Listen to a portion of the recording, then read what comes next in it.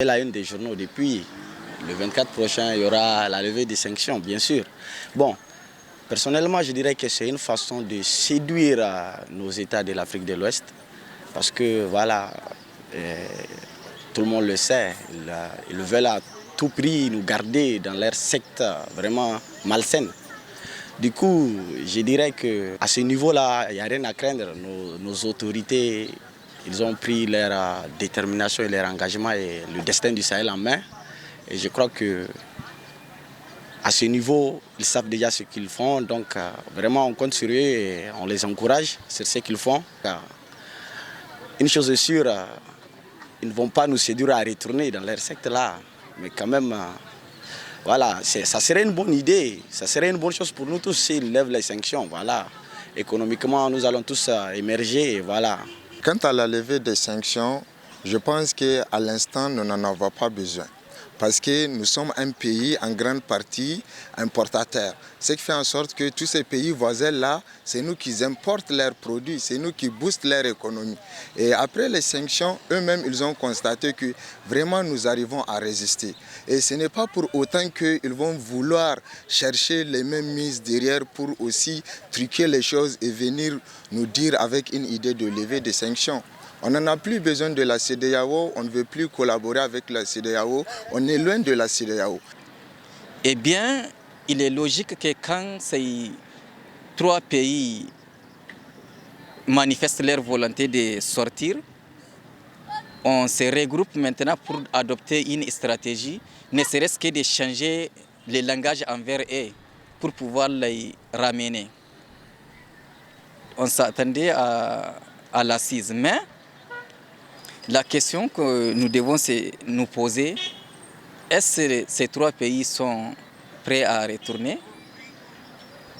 Non, je ne pense pas. Parce que du moment où ils ont leur volonté de s'unir et avoir une organisation, ils doivent aller jusqu'au bout. Ça ne sera pas facile, certes, mais qui dit révolution dit des contraintes.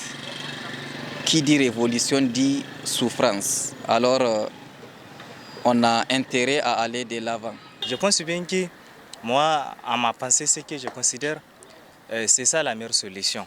Une fois élevé les sanctions, là, on va essayer de revoir qu'est-ce qui mérite d'être en compte, qu'est-ce qu'on doit en tout cas analyser. Et sinon, je pense bien que ces pays-là ne vont jamais encore retourner écouter la CEDEAO. Ça, jamais. Ils ne vont jamais l'écouter. Pourquoi? Parce que, par exemple, quelqu'un qui vous a exigé une sanction je pense bien qui ne va jamais dans le bon sens.